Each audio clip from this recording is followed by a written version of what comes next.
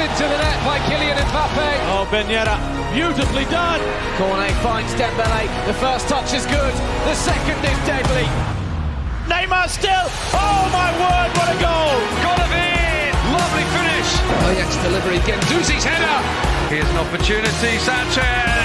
Outrageous goal from Gael Kakuta. Play it again. And Marseille have the points.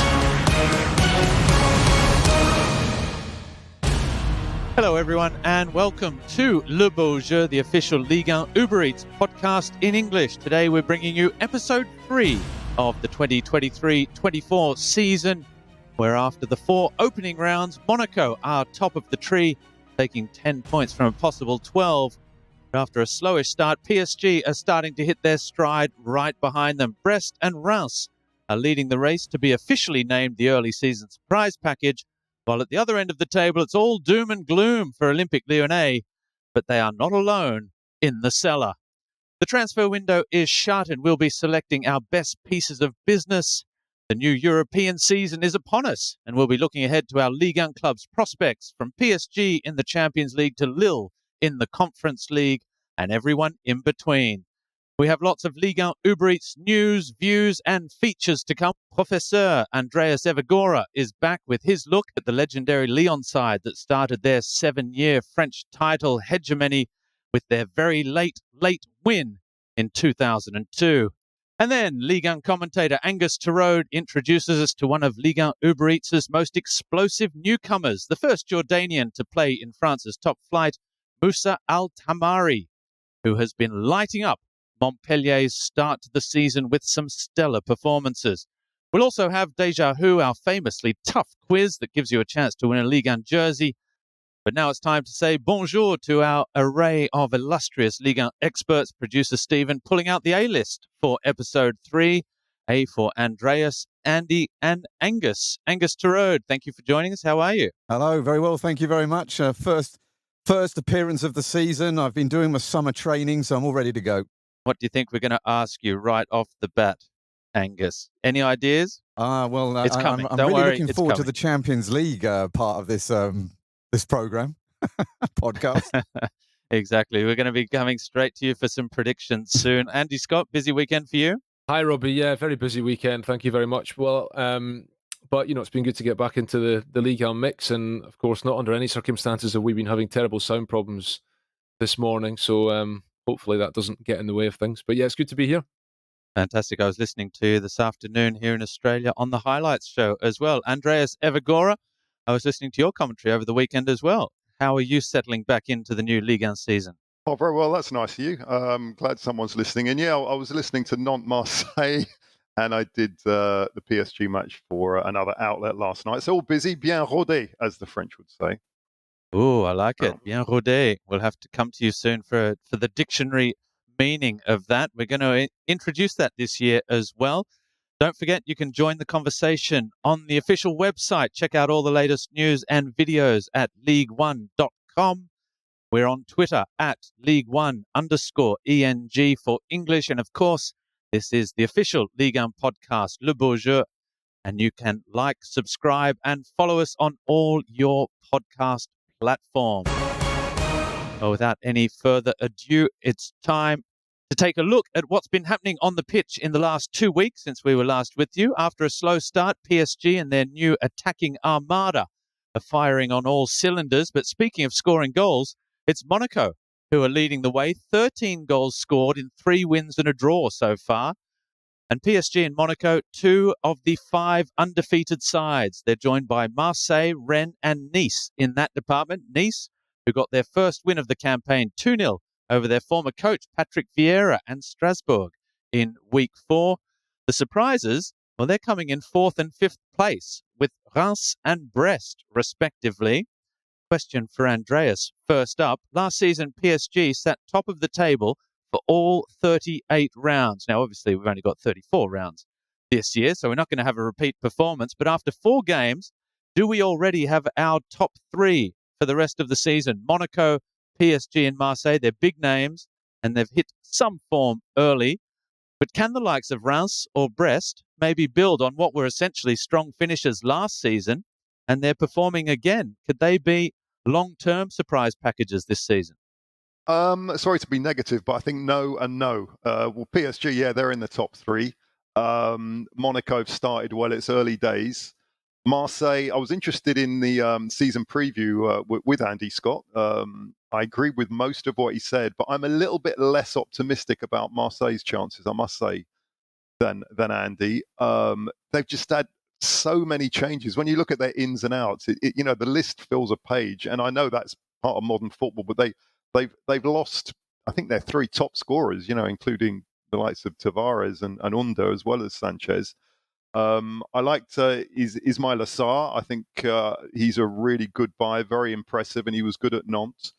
Pierre-Emerick Aubameyang, look, I was his biggest fan when he was in his pomp at Dortmund and at Arsenal. I just don't think the timing of transfers are all about timing.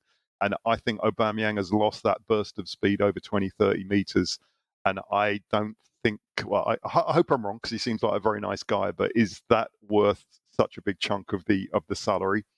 So I would hold my fire about Monaco and Marseille for the moment. I don't think the Hans are top 3 or 4 material. I still think it's early days. I still think Rennes could be top 3 or 4, and Lille as well, who are my outside. That's putting my head on the chopping block. I think they could be top 4 as well. So it's early days, but certainly encouraging signs, especially for Monaco. Well, Aubameyang, he was so incredibly quick when he first arrived in French football. His dad was actually head scout at AC Milan, and he came through the ranks as a young kid at AC Milan before moving back to France. When he signed for Saint-Etienne, I was having a chat to Carlos Bocanegra, the United States captain, and I asked him, "How's the new player? He's pretty quick, isn't he?" And Carlos said, "I haven't seen his face yet, just chasing him from behind every time all over the pitch because he's that quick." And I guess we're a decade on from that now with Pierre-Emerick, so perhaps not with that same pace. Although he did almost score a late winner in that game on the weekend. He was very close indeed against Nantes with one that flashed just by the post, and still looking for that first goal. A little lower down the table, we've got promoted sides, Le Havre and Metz, who both have 5 points. Metz knocking off Clermont in week 3, and Le Havre getting their first Ligue 1 win since 2009, when they hammered Lorient 3-0 at the weekend. They sit in mid-table with the likes of Strasbourg, Toulouse and Montpellier. Angus, last season, promoted Ajaccio and Auxerre both went straight back down.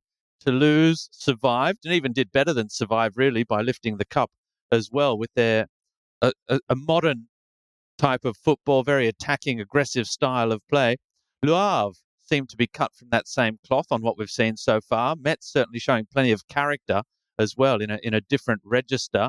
Do you think they have enough from what we've seen in this first month to survive the drop? Well, say they've got the potential, but it's still very, very, very early, as you say. Toulouse not only won the cup, but of course they were never really in relegation trouble either at all. They were mid-table pretty much all the way through the season. So that was pretty, very successful. Then they got rid of, then of course their coach left because he didn't like the money ball approach. Whether or not they can keep that going into a second season is another challenge for Damien Camioli down there in the southwest. But Le Havre, the trouble is that because they haven't been in the top flight for a long time, it's very hard to really assess how they're going to react because they haven't really brought in any players you would regard as like super big hitters. But then they're a small club, so it's all about survival. I have to say I'm more worried about Metz. I think Metz are the yo-yo club of French football, and they have a horrible habit of going up and down, up and down, up and down. And so until they can get that sorted out, then they're one of mine to go down, actually. I think if I would dare, it probably means they'll be safe now that I've actually had them to go down. But I think they'll go down. I think Clermont will struggle this season as well, to be honest with you. I don't think Clermont are going to be able to punch above their weight again. I think that, unfortunately, they will go down, even though I like the club. Well, there have been very promising starts so far. They will be recorded by producer Stephen, your little sneaky predictions, trying to get them in there so that we avoid the main prediction spot that we have reserved for you, Angus, in a couple of moments' time. But at the other end of the table, or if we keep heading south, Nantes, yes, Clermont, but perhaps most astonishingly of all, Lens and Lyon are 4 clubs still without a win. Nantes verily flying with 2 draws and 2 points from their 4 opening games compared to the other 3, including a very courageous point at home to Marseille last Saturday, where they were a goal down and then a man down inside the opening 15 minutes, but they managed to come back and finished 1-1 against Marseille at home in a fantastic atmosphere for most inside La Bourgeois Stadium. But beaten 3-0 by Monaco, Lens, who had the best defence last year, have conceded 10 goals already and have a solitary point, as do Lyon, who have also conceded 10 goals. They have the worst defences in the land. And poor old Olympique Lyonnais, like naughty schoolboys, they were berated by their unhappy fans at the end of their 4-1 loss to PSG on the weekend. That had followed a fortuitous scoreless draw away to Nice the week before that. Andy, they were quite remarkable scenes after the game. I mean, they won the second half 1-0 almost, and they had chances. Donnarumma, produced a couple of fantastic saves. I'm being a little bit facetious because Paris Saint-Germain were electric in that first half, and we saw so much potential there. But I'll couch it this way. Who should we be more worried about? Olympique Lyonnais and Laurent Blanc, with those scenes at the end of the match and a club that's clearly just free fall at the moment, or a Lens side and Francaise, who are just 2 weeks away from starting their first Champions League campaign in nearly 2 decades and seem to have lost their mojo? Well, it's a good question. I mean, they're 2 very big clubs, but I think the answer is clearly Olympique Lyonnais. I mean, it's the last time I was on the podcast in the season preview edition. We discussed then about the problems at Lyon, and the problems have not been resolved in the intervening period, the sort of 3 or 4 weeks since that podcast. Lyon are a club with major off-field problems. There is an open war, as it's being described, between the new owner John Textor and the former owner Jean-Michel Aulas, who's frozen. He's requested the freezing of Lyon accounts because he says that Textor should have paid, I think, about €14.5 million to buy a portion of the remaining shares that Aulas's company retains in the club. So this is going on, and it's a major problem for Lyon off the field, and it's very difficult for any club to for any football team to do their job properly when they have that kind of sort of noise and trouble off the pitch. So yesterday's result in Lyon was absolutely no surprise whatsoever.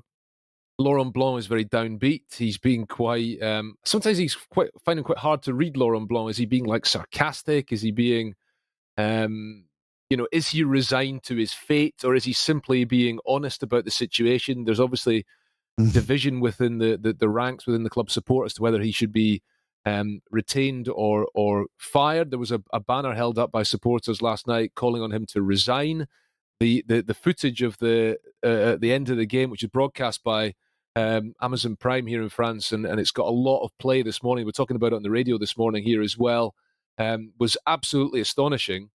Really incredible to see the capo, the head ultra, giving them a dusting down to the players as though they were a bunch of naughty schoolboys, and saying, if there are any leaders in the dressing room, you no longer have the right to remain silent. Speak up now.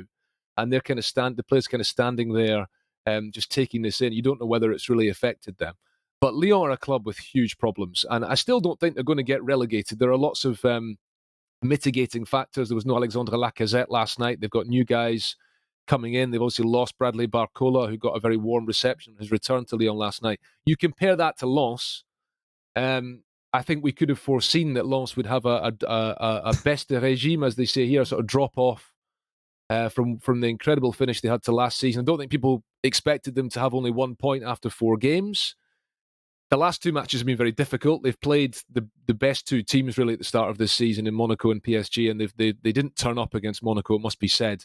But I wouldn't be worried about Lens. I think they will climb the table. I don't think they'll be where they were last season, and I think it will be interesting to see how the Champions League goes. But I think as a club, I'm not particularly worried about Lens. I think you have to be very worried indeed about Lyon.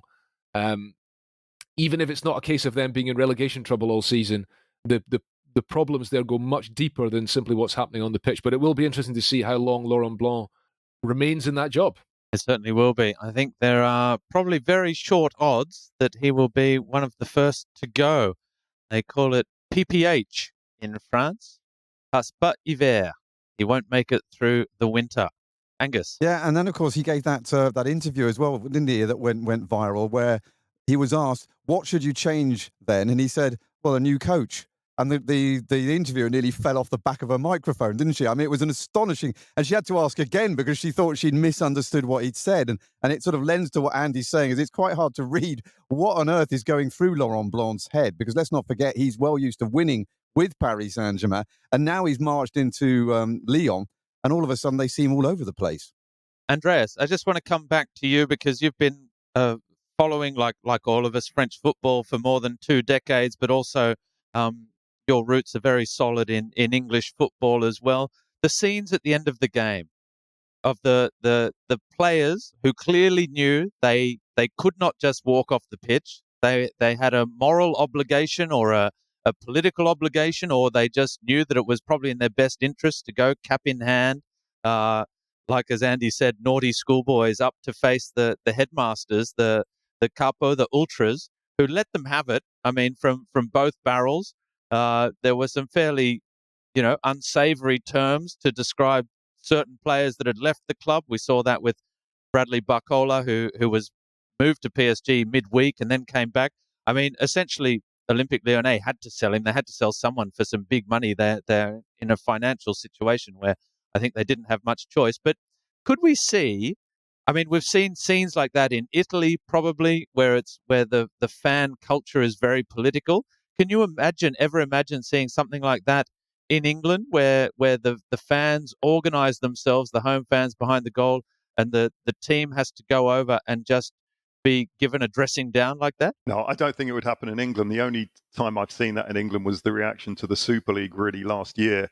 I mean, a bit of background. I think Olas put some oil on the flames on the morning of the match. He went on national television and he said, "I would have never have sold Barcola," and so that didn't make things better. I mean, we have to be honest. The last few years, Lyon have sold some great players as well, but they really did. I think they went a little bit too far by selling Barcola and a whole load of players over the summer. I don't think it would happen in England. It is very much a French thing and something that is evident in some countries in Europe, because remember that the ultras do own part of the ground. I mean, they're in charge of selling tickets and distributing tickets. It's not just in England where people are customers. So they do have a real power.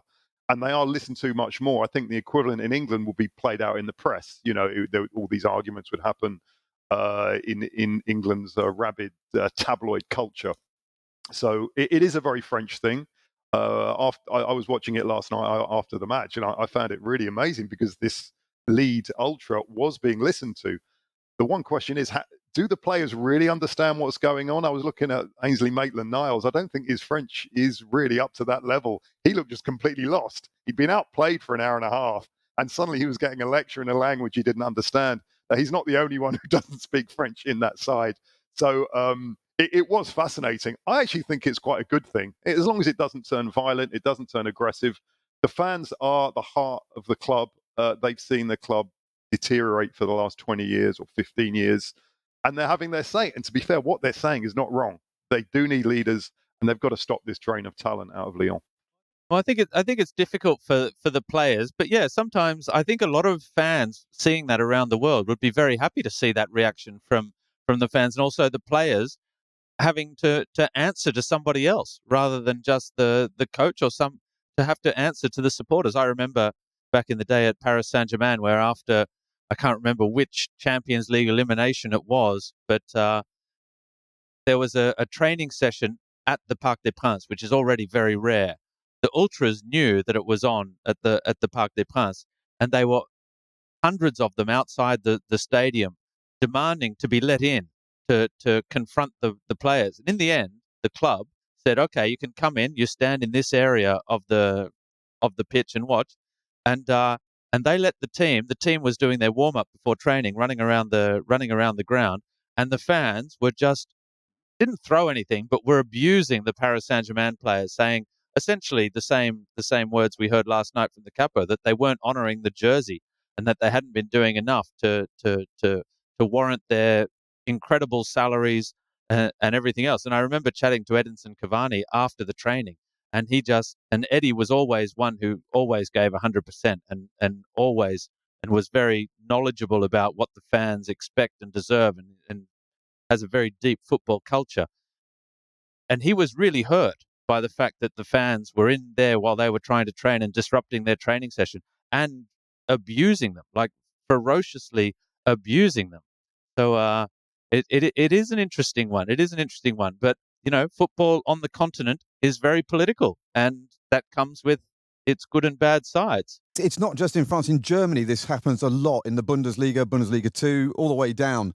I mean, I remember Matt Hummels being given an absolute grilling by an ultra, as you say, in the Signal Iduna Park when I think they'd lost to Bayern Munich one year.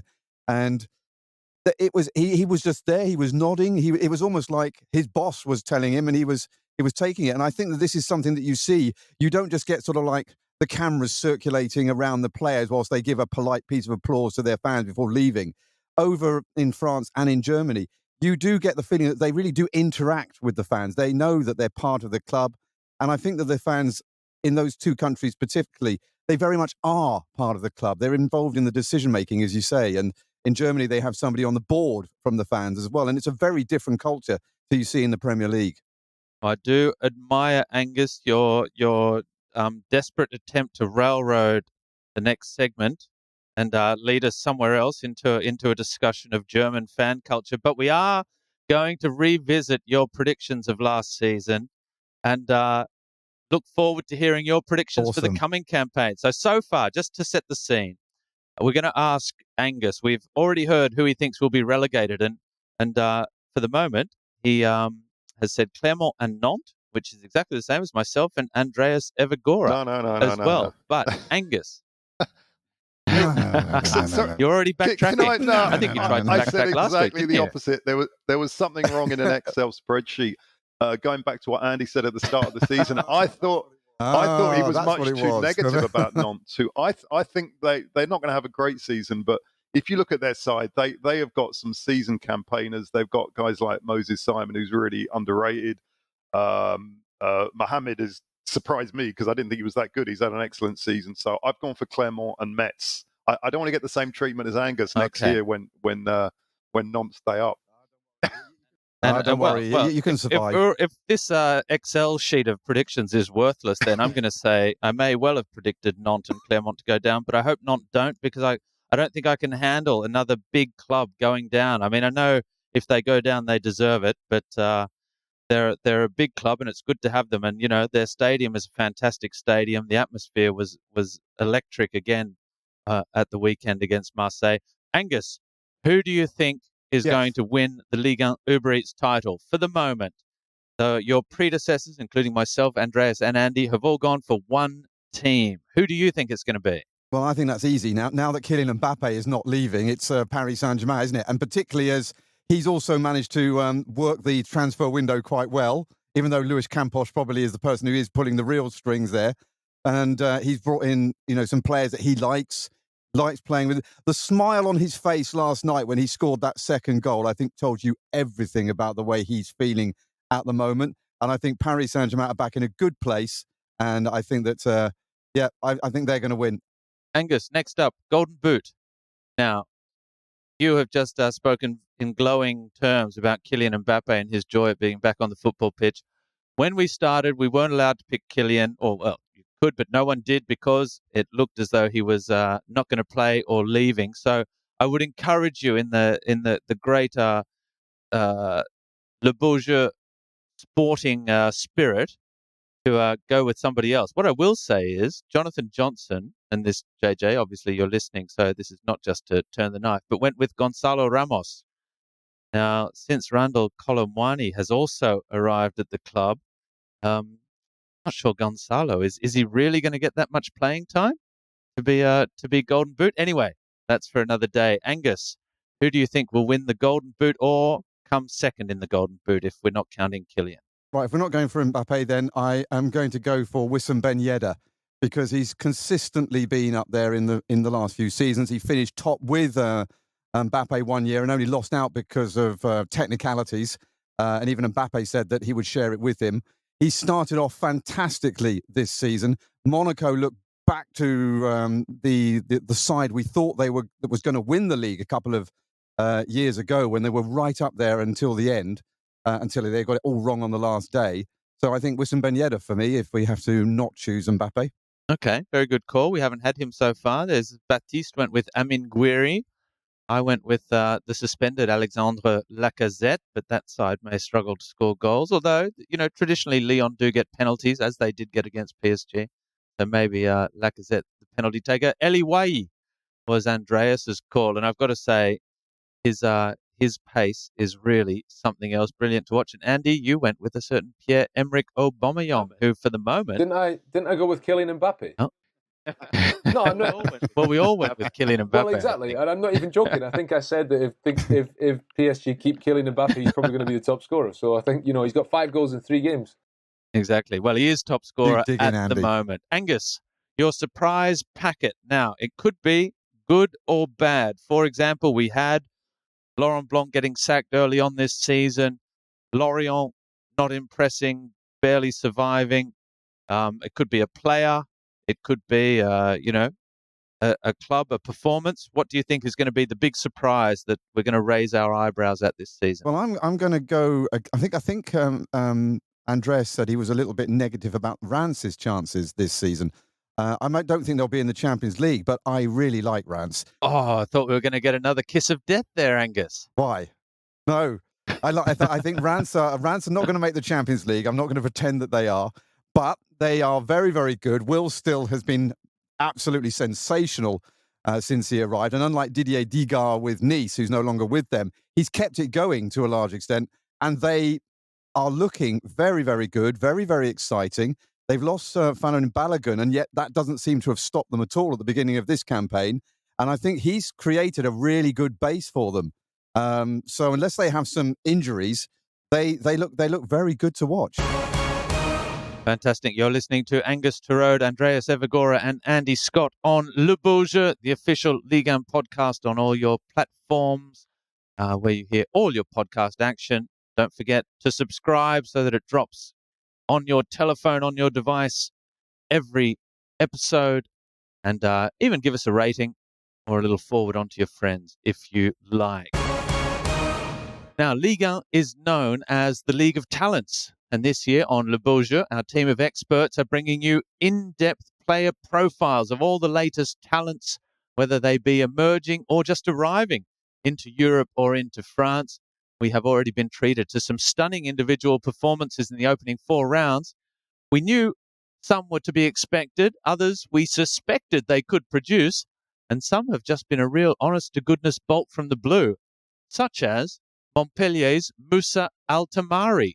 Angus Torode, perhaps we should have been prepared for the lightning-quick, diminutive, left-footed scorer of spectacular goals now that Messi's gone, because after all, he is nicknamed the Middle Eastern Messi. Well, I defy anybody to say that they saw him coming, to be quite honest with you. I mean, judging even by people who know Asian football, he's not very well known at all, even there. And even in Jordan, he's not really that well known either, because he doesn't play for either of the 2 dominant teams that have sort of carved up the league title more or less every year for the last 3 or 4 decades. So I think that somebody along the line there has done an enormously brilliant piece of scouting. They obviously saw something that not many other people did.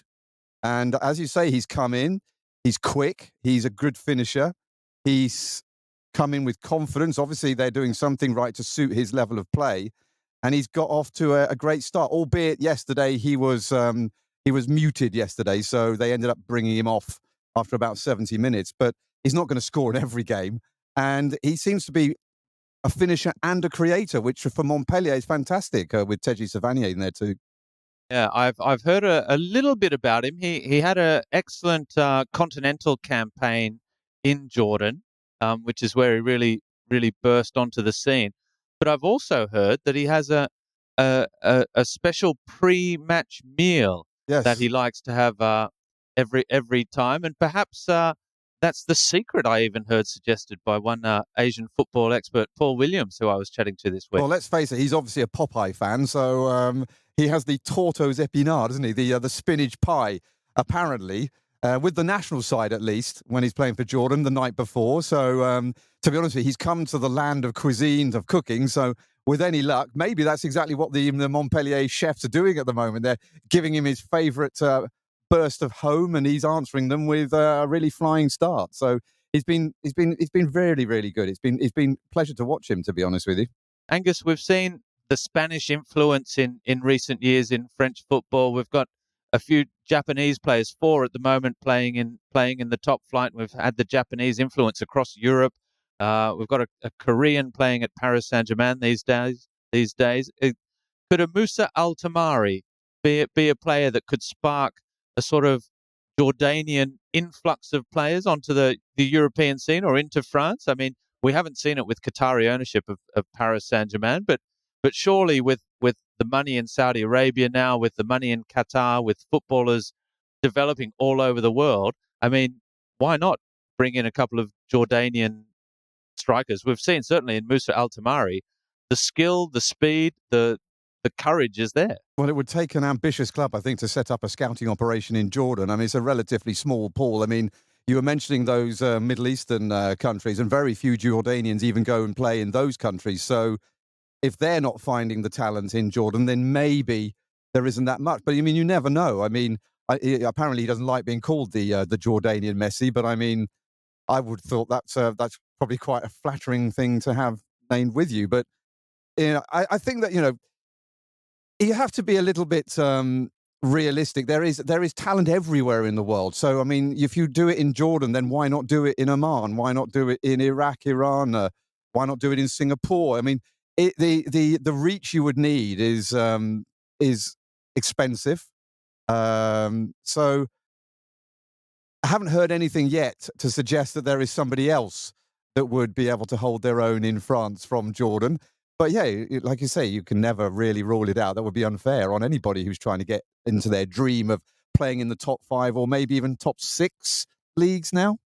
Well, that is a moot point, Angus Torode, that you make. But I was looking in. We have a WhatsApp group where Andreas was pointing out that France has been dropped in the UEFA coefficient down to 6th. I went back and had a little look. Between 2011 and 2016, France was 6th as well, behind Portugal in the top 5 leagues. So that's less than a decade ago. It's only been the last 5 years France has officially been one of the top 5 leagues, and it's not Portugal anymore. They're down below. And looking at the rise of the Netherlands, it's been quite emphatic as well, because they are now the 5th ranked country in European football, according to the UEFA coefficient.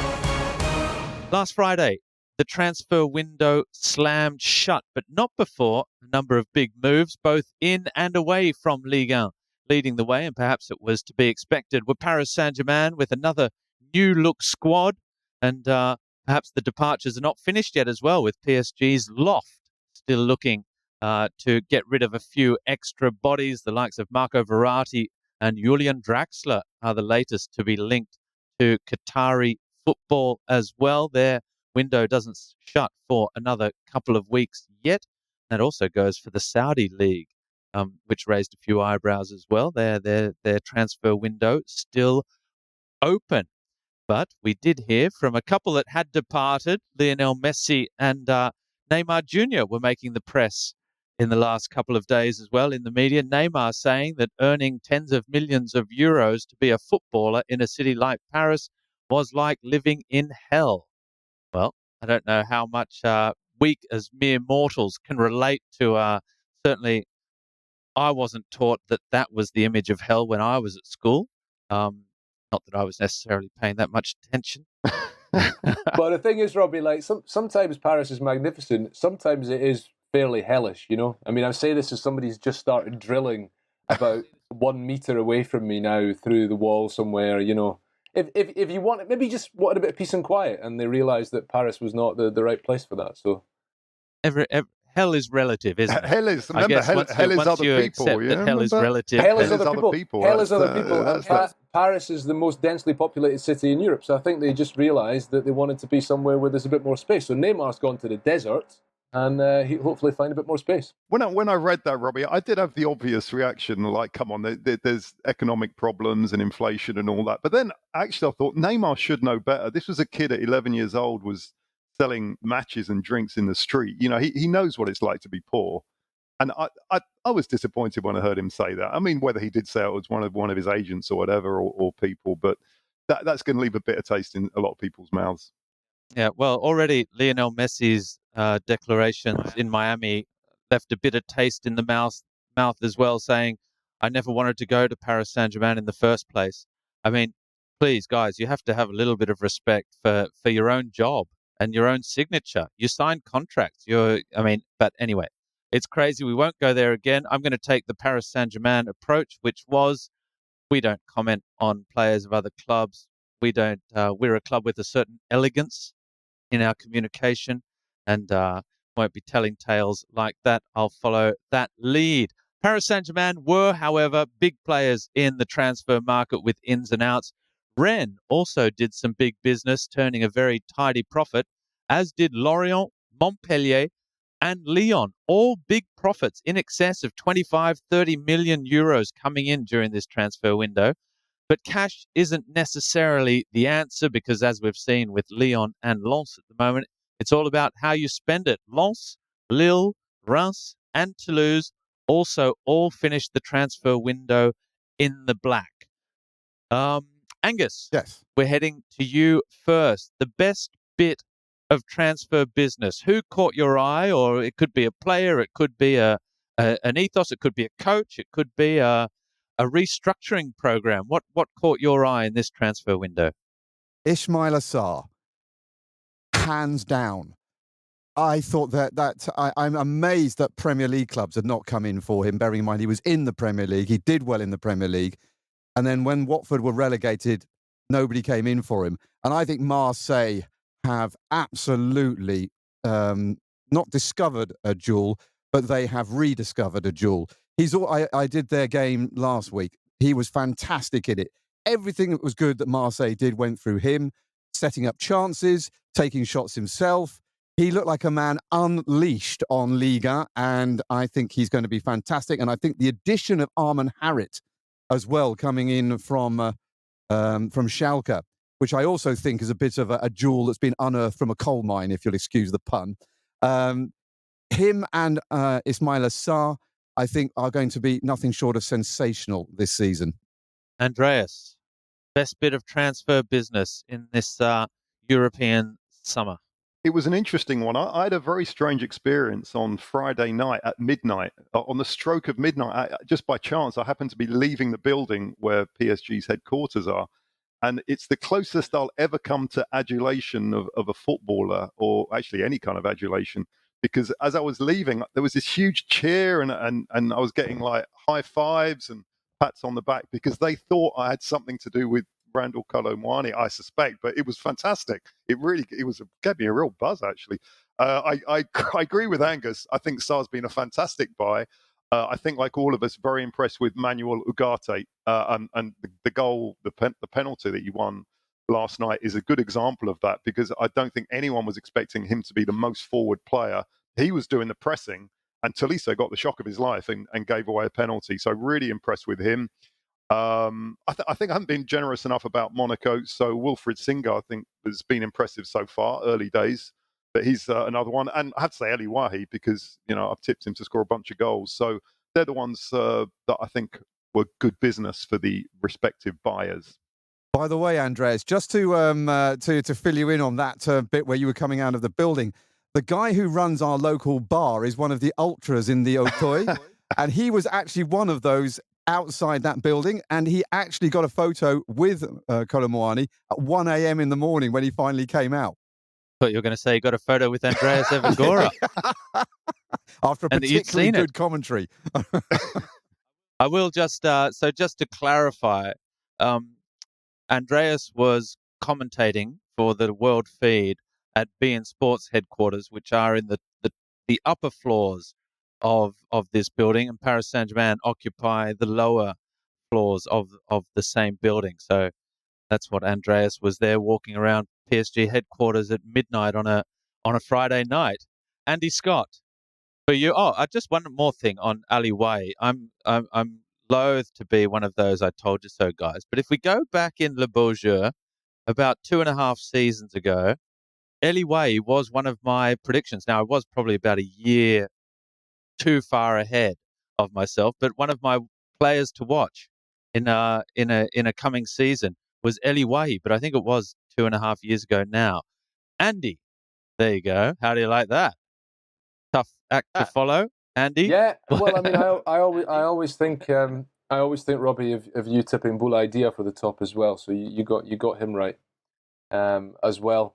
I mean, obviously, what Andreas was really doing at the factory where the PSG offices are is he was doing his job as an investigative journalist. He was hanging around himself, burrowing his way through the offices, looking for a sign of Rondel Colomwani. I was working myself on Friday evening, desperately wanting PSG to announce the signing of Colomwani, and I just about given up for the night because it was 12:30, half an hour after the window had shut, and then suddenly the statement drops from PSG confirming that they'd signed him.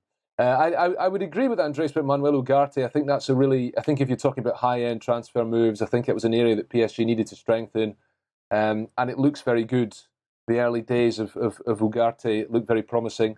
I think it depends. When you ask for the best piece of transfer business, I think it kind of depends what you mean by that. I mean, I would suggest that Rennes getting 60 million euros for Jeremy Doku is very good business because I think Doku has tremendous potential. I think nowadays a lot of clubs pay for the potential. You don't tend to pay top dollar for a player who's already in their prime or whatever.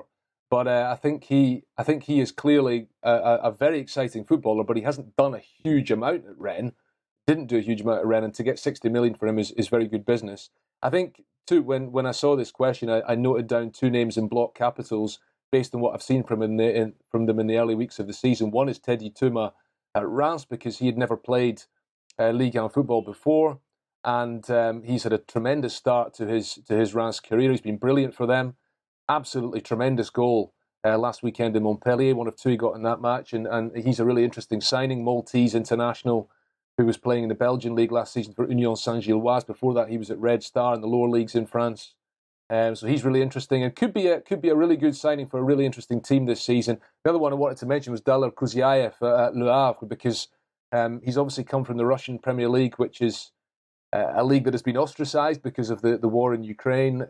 He left Zenit St. Petersburg, who've been the dominant club in Russia for a number of years. He was an important player for them, and he's come into Le Havre and looks very useful. He's playing sort of a very attacking midfield role and has scored a couple of goals already. So Daler Kuzyaev, if Le Havre are going to stay up, I think he's going to have a very big part to play. So look out for him as well.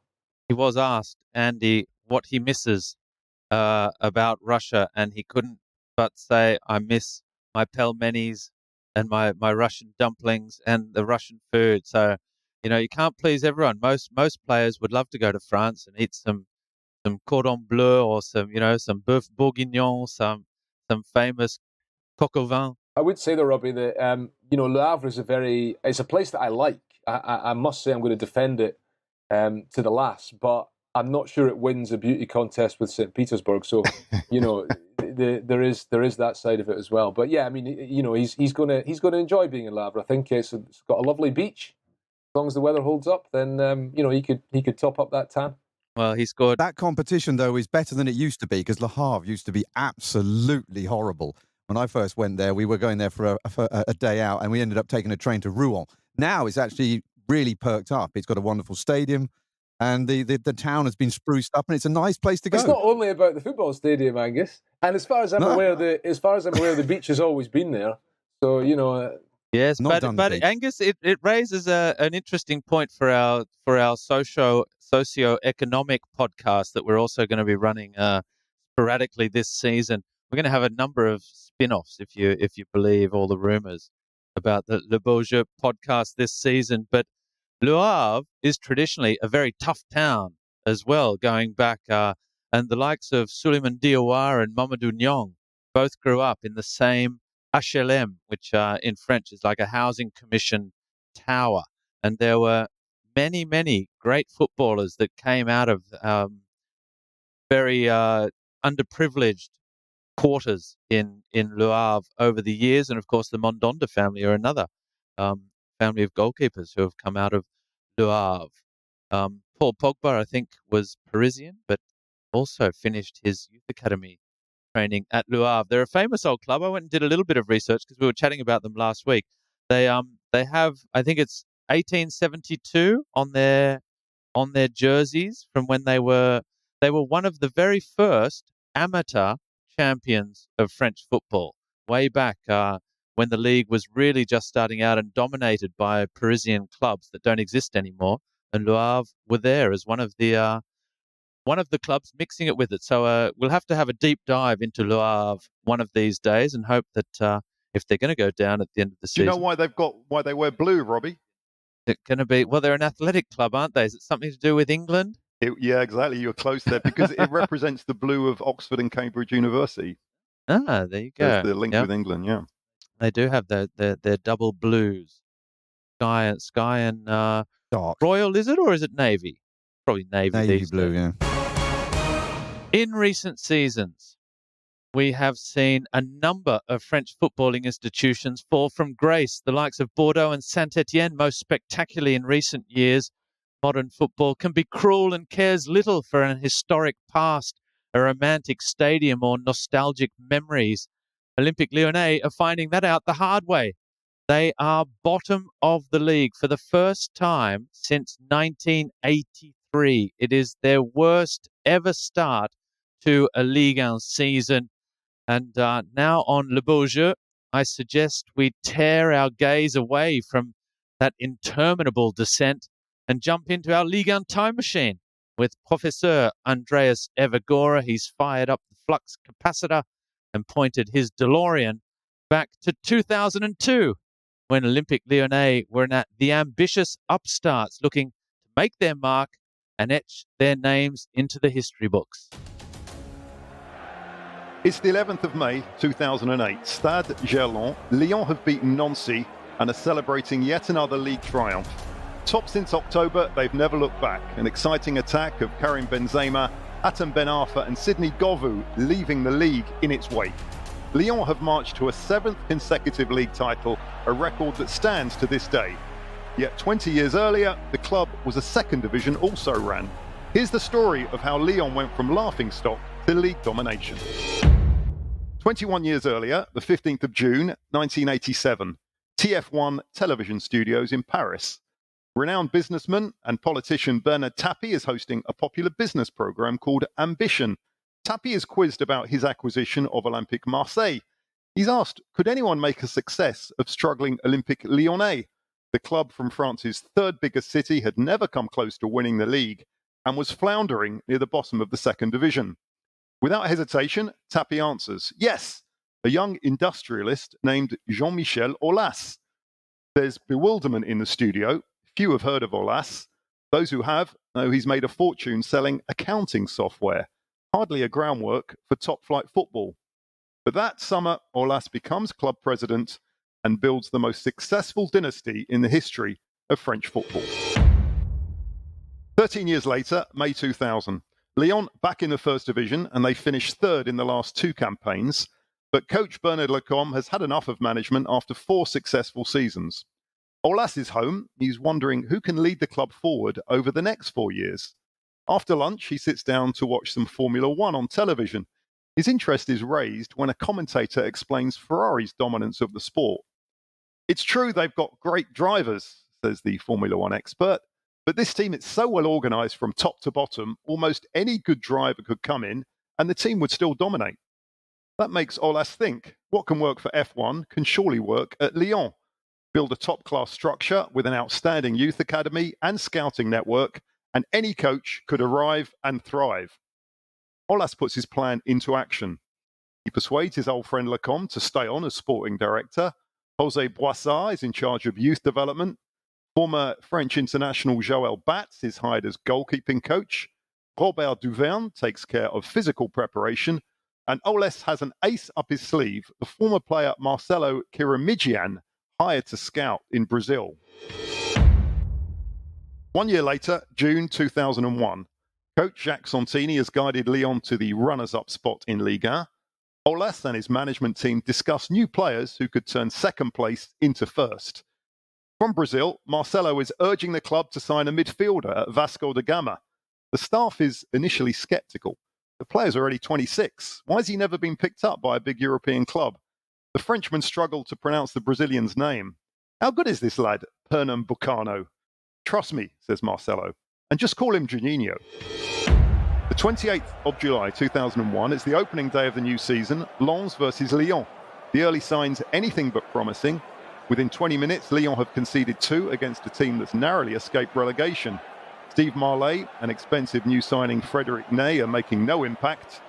Brazilian Juninho seems lost. It ends 2-0, but that would prove to be a mere blip. Marley and Ney are sidelined. Brazilian star Sonny Anderson proving to be a regular scorer. Juninho would be the buy of the season. Eric Carrière arrives from Nantes to bring craft to the midfield. Keeper Gregory Coupé was called up by the national team for the first time. And there were the unsung heroes like defender Patrick Muller and midfielder Philippe Vialot. By mid-November, Lyon had climbed to second place, where remarkably they would stay until the very last match of the campaign. The 4th of May, 2002. It's the last day of the season, second against first at the Stade Gerland. By a twist of fate, Lyon again against a Lens team who've been top of the table for 28 of 34 match days. The gap is just 1 point, so for the first time there's an effective final to decide the title. A huge and emotional day. The club can't satisfy the 200,000 requests for tickets. They'll build a giant screen in the city centre. Ahead of the game, the heavens open. While the driving rain does nothing to dampen the atmosphere, it plays a role on a night of soft goals. Early on, a speculative shot from Govou bobbles past the keeper, Guillaume Varmouze. Lyon quickly make it 2-0 when a scuffed shot from Vialot is palmed into the net by Varmouze. Jacek Bak had just quit Lyon for Lens. The Pole pulled one back. That made it 2-1 at half-time.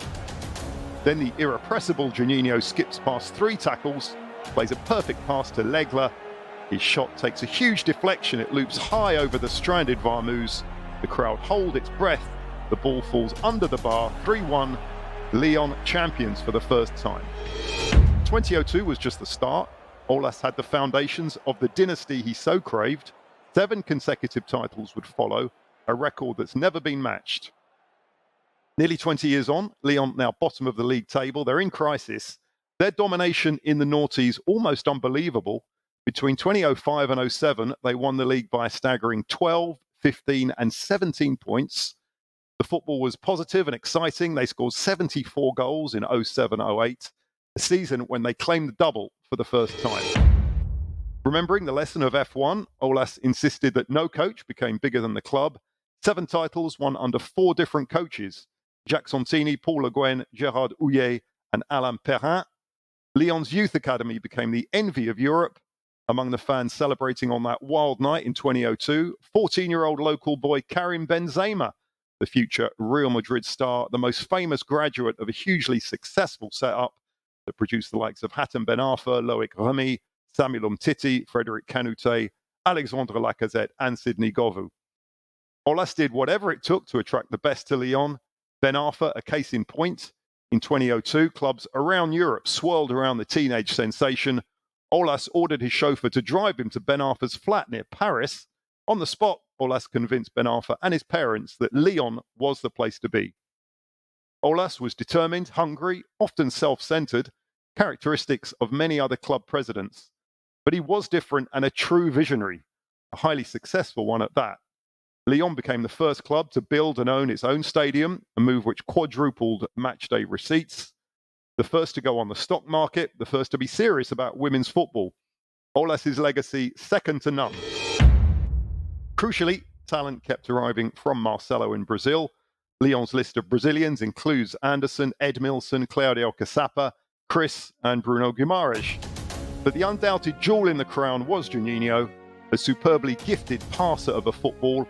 The Lyon number 8 had work rate, character and an eye for goal. He scored 100 in all competitions for Lyon. But of course, he's best known for his free kicks, scoring no fewer than 42 for Lyon. Perhaps no player in the history of the game has been able to make a football move, swerve and dip quite like Juninho. In his career, he scored what's generally regarded as a world record 77 goals direct from free kicks, more than Ronaldinho, Beckham, and even Pele. The arrival of Juninho in 2001, the catalyst for a remarkable era of Lyon domination. Thank you, Professor Andreas Evagora. Yes, that Olympic Lyonnais side, well, building up, as you say, over the years under Aulas, and then those 7 years. I remember being a football journalist in France, and at the start of every season, you just were expecting Olympique Lyonnais to win, and just by how many points, by how many games would they win the league by? So many fantastic players, and not only the big stars. They like you say, they knew how to bring in great players all over the park. There were the Essiens, the Abidals, Mahamadou Diarra, players that went on to win big things elsewhere afterwards as well.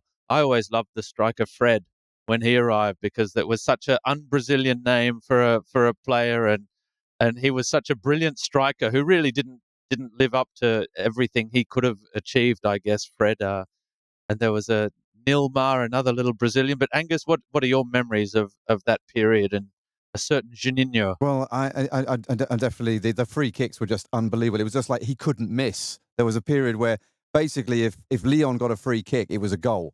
It was that obvious, and it got to the point where defenders of opposing sides were terrified to make any challenges outside the box because of the fact that it was almost like handing Lyon a penalty.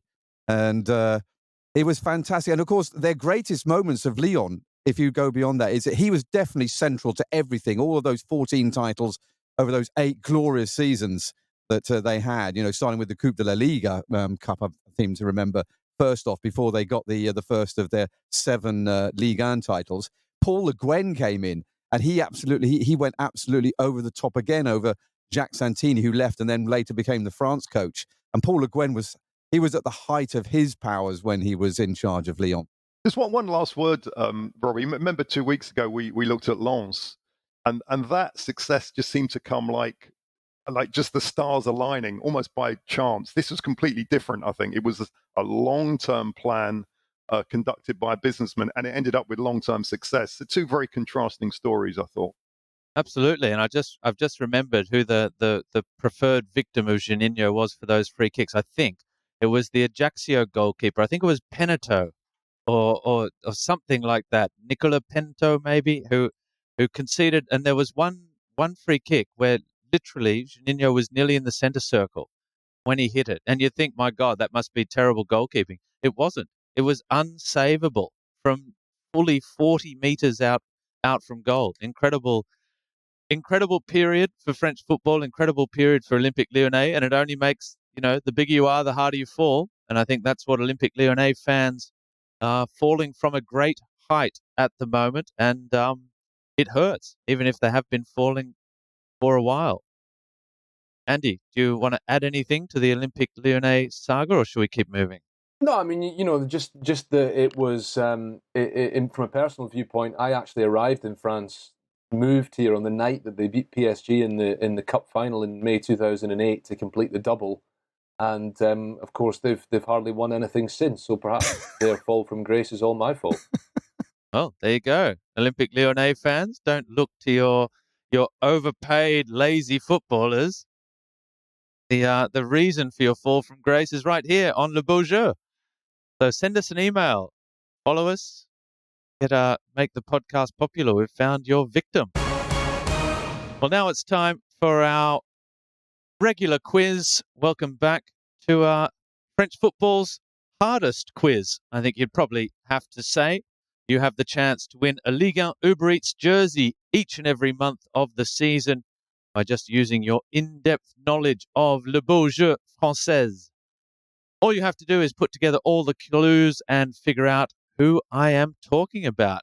But before I give you the latest clue, I'm pleased to announce that we have our first winner of the new season. The first Deja Who answer of this season we were looking for was Julian Draxler. He scored in his first game with PSG in the Coupe de France, his first Ligue 1 match, his first Classique against Marseille, and his first Champions League match with Paris Saint-Germain as well. It was a certain 4-0 win over Barcelona in the Champions League. Unfortunately, much like for PSG in that campaign and for Julian Draxler, it ended up being rather downhill from there, but an immensely talented footballer. The second answer from our cryptic clues 2 weeks ago was, of course, An Jung-hwan, the Korean striker who scored the golden goal winner in the World Cup in 2002's quarterfinal against Italy, only for his Perugia club president, Luciano Gauci, to sack him for the affront to the nation, having eliminated the Azzurri from the World Cup. He spent a largely forgettable season with FC Metz, did An Jung-hwan, but he did score with his very first touch against Paris Saint-Germain. It was one of only 2 goals he scored in 16 league appearances for Metz. Our winner of the first jersey of the new season is Sean Patrick. Congratulations, Sean. Producer Stephen will be in touch.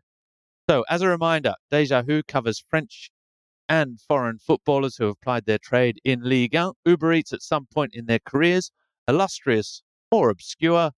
And today, I think it's a little more on the illustrious side of things. That in itself is a bit of a clue, I guess. Who am I?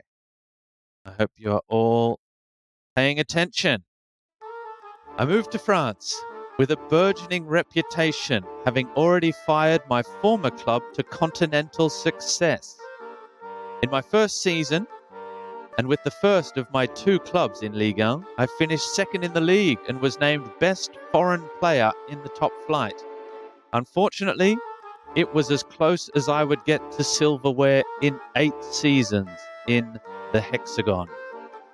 While club success may have eluded me, my time in France did coincide with an historic period for my national team, for which I shone on the biggest stage of all. Of the nearly 200 games and over 40 goals I scored in France, it was my very last match, which is doubtless the most famous, and for all the wrong reasons. Who am I, and what was my last match in Ligue 1? So there you go. Hopefully that's another tough one. Any ideas, gentlemen? A few vacant stares? Certainly not easy being thrown in at the deep end like that. I think I'll listen to the podcast again. Yes, very good. Listen, take notes. And if you think you know who it could be, any idea at all, send your answers in to Ligue 1 Podcast. That's Ligue, League as in French League. Ligue 1 Podcast at gmail.com. And you can go into the running for a Ligue 1 Uber Eats jersey to be announced. Not the next pod, but the pod after that. There'll be one more clue or a new player to go into the running for in the next podcast. But remember, you need to answer all the questions as much as you can to go into the running for the greatest prize available to French football fans. So that's how you can stay involved in that quiz. Also in chatting to us in the podcast as well. If you have any questions or just want to get involved in the conversation, League1podcast at gmail.com. We're also on Twitter at League1_ENG. League1.com is the official website, and you can catch us on all podcast platforms.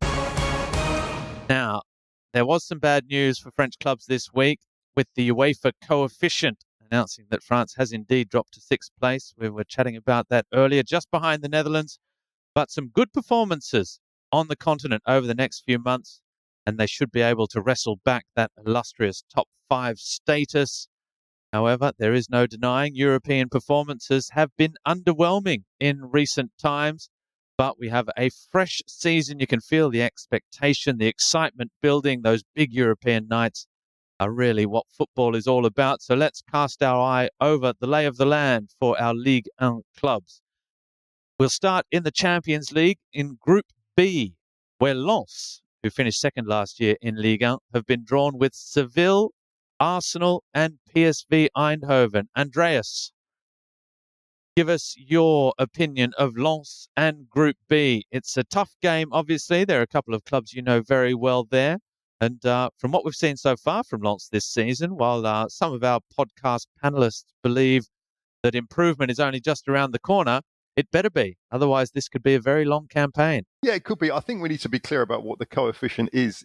It doesn't measure the strength of a league. It mentions it's a reference to how good you are in Europe, which isn't exactly the same thing.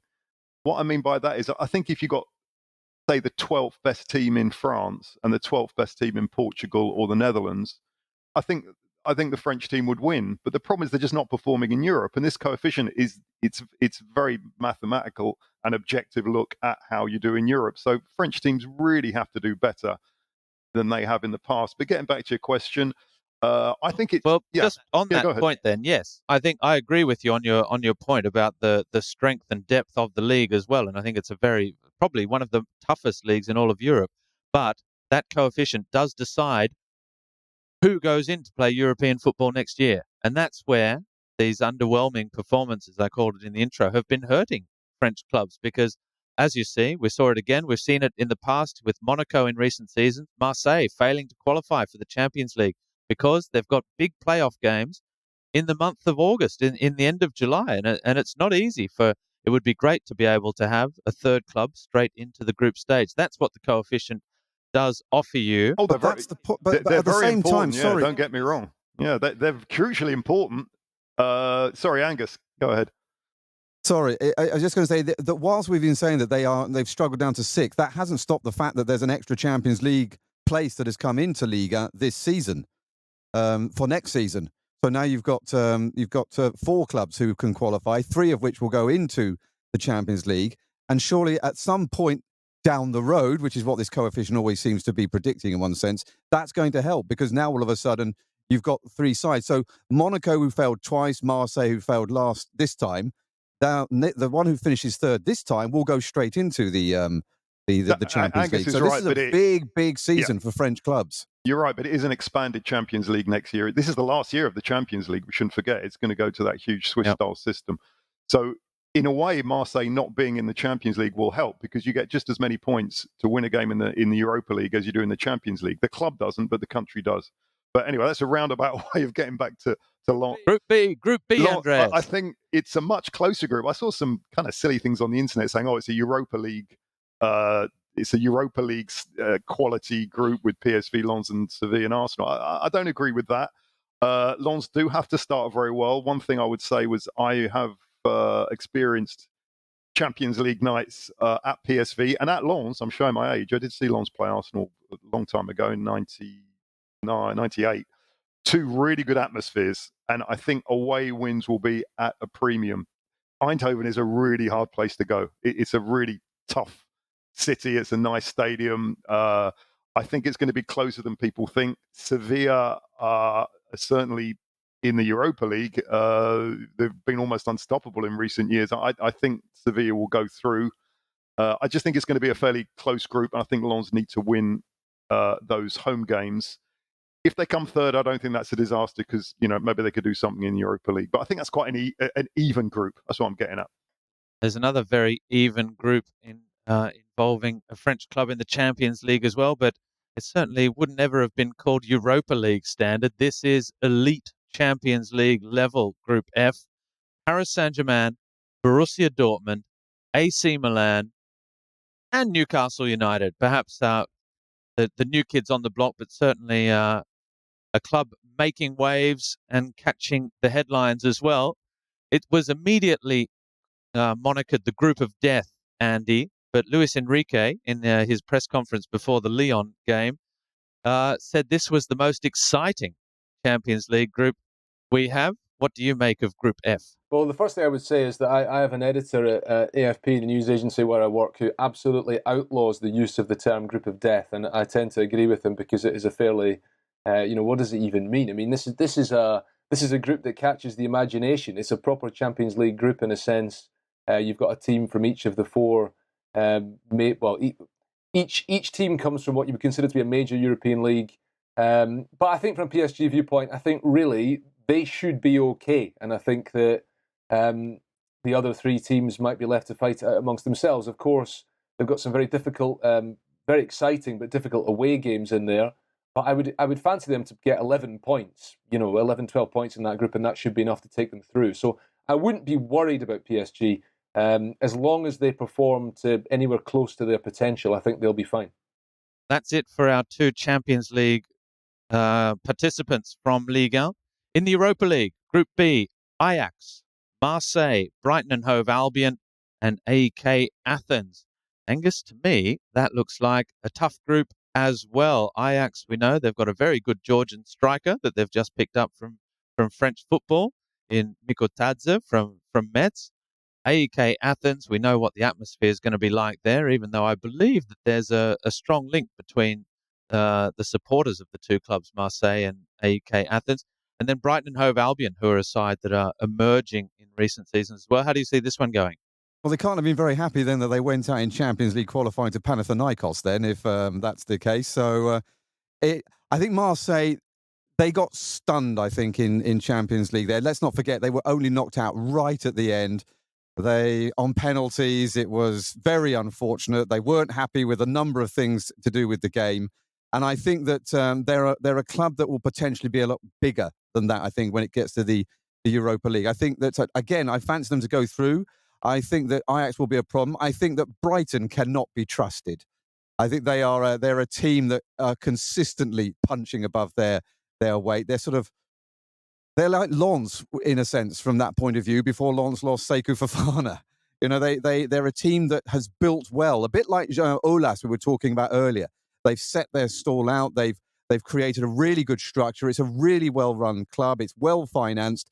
And they have a stream of talent that seems to come up every season through there. They find good coaches which come through as well. They've got one at the moment. They're beating teams that maybe they shouldn't be beating, who are bigger than them, spend more money. So I'm a little bit suspicious of them. I think it's going to be a fascinating group. But it's I don't think that Marseille are a shoo-in to get through, but I would say that I would be surprised if they didn't. Andreas, keep going in UEFA Europa League. Group E, Liverpool, and then Linzer or Lask from Austria, Union Saint-Gilloise, and Le TFC, Toulouse Football Club. Their courtesy of their Coupe de France victory last year, the side that just 18 months ago were playing in the French second division. Here they are taking on Liverpool in the Europa League. What do you make of this one? Yeah, I think I think we have to say Liverpool the big favourites. I don't know if Liverpool are going to send the first choice side, but even if they don't, I mean, they're going to go through. But this goes back to what I'm saying. Look, nothing at all against the Union and Lask. Both of those teams finished third in their respective leagues in Belgium and Austria. French teams have got to be beating the third best teams in Belgium and Austria, or else they really can't complain about this UEFA coefficient.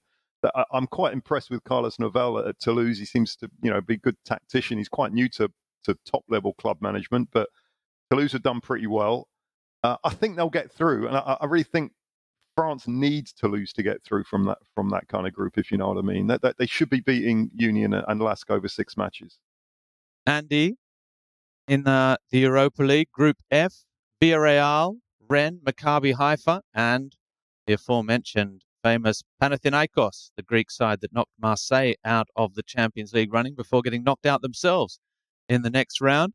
How do you see Rennes getting on here? Well, on the face of it, it doesn't seem like as tough a group as Marseille's, for example. But I think actually there's a lot of pedigree in there. I mean, Villarreal are a club who won the Europa League themselves just a couple of years ago. They've undergone a lot of changes since then, but they're a very good Spanish team, and good Spanish teams tend to go far in the Europa League.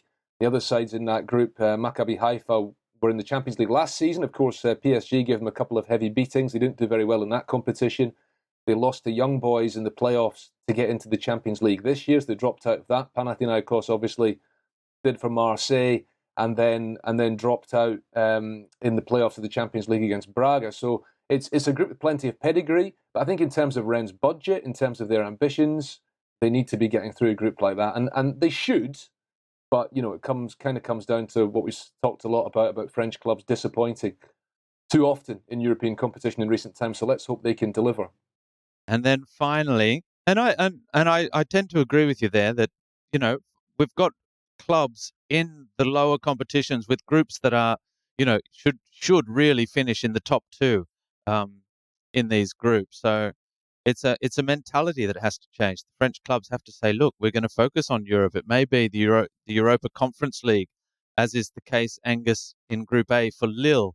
But they're taking on Slovan Bratislava, the Slovakian team, Olimpia Ljubljana from Slovenia, and Klaksvik from the Faroe Islands. Now, Klaksvik is almost certainly not the way that is meant to be said. I did try and look on the internet this afternoon to work out how to pronounce that. The closest I could get was something along the lines of Klaksvik. But Angus, no matter how you say it, Lille should be getting through from this group, surely.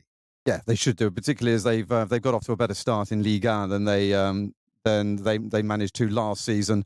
They seem to have carried on that better form that they had at the end of last season. I think that Lille are probably a club that are probably a little disappointed that they're only in the Conference League. They would have been anticipating much higher than that, at least, the very least, the Europa League, which they were in the running for until quite late last season. You cannot, of all the clubs, I think, in all of these competitions, I think they are the club that you would expect to have the easiest time of it getting through to the knockout stages. Well, there you have it. The lay of the land in the European competitions coming up for the French clubs. 6 French clubs involved in European competition this season. Let's hope for the coefficient and also for the joy of supporting a French club in the latter stages of European competition.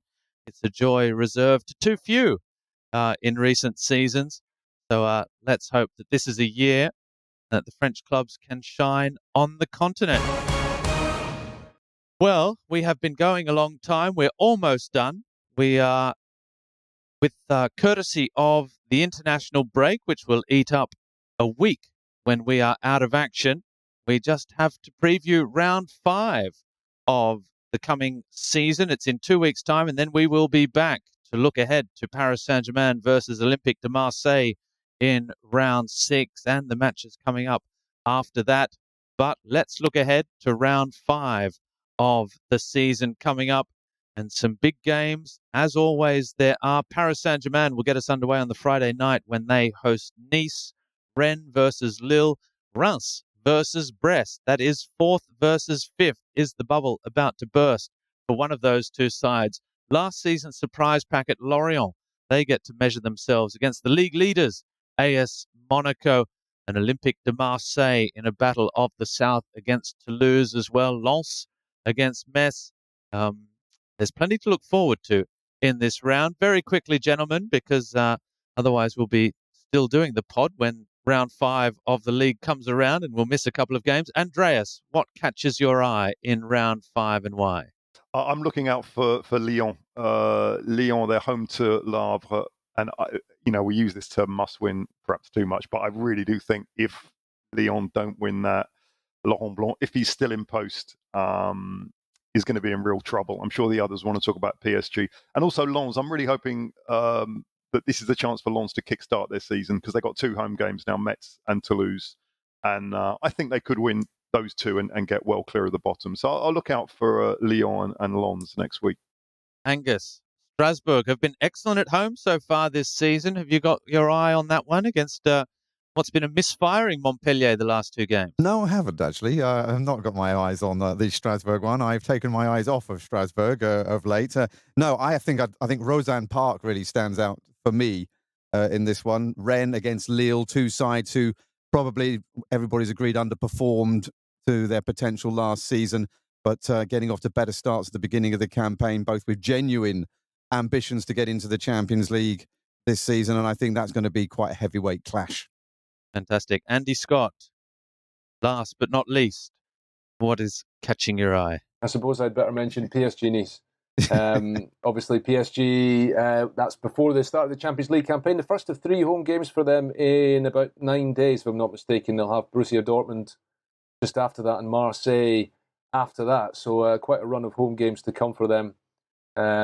And yeah, it'll be interesting because Nice have defended very well in the first few weeks of the season, and PSG obviously looked absolutely formidable in attack last night, and might just have a certain Rondel Colomwani ready to come in. That's right. And Nice have had a certain Terem Moffi back on the score sheet. And of course, Paris Saint-Germain won't have forgotten Terem Moffi against them in seasons past either at FC Lorient back in the day.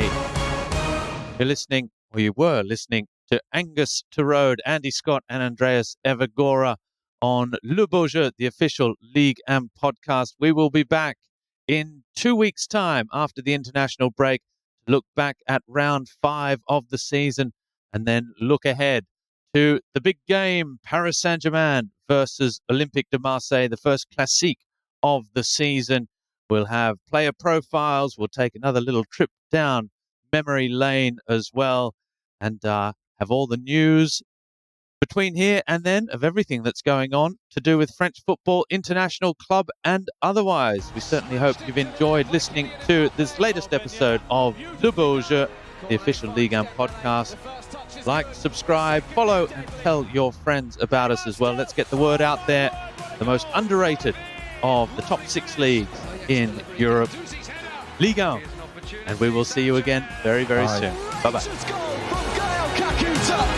it again. Marseille have the points.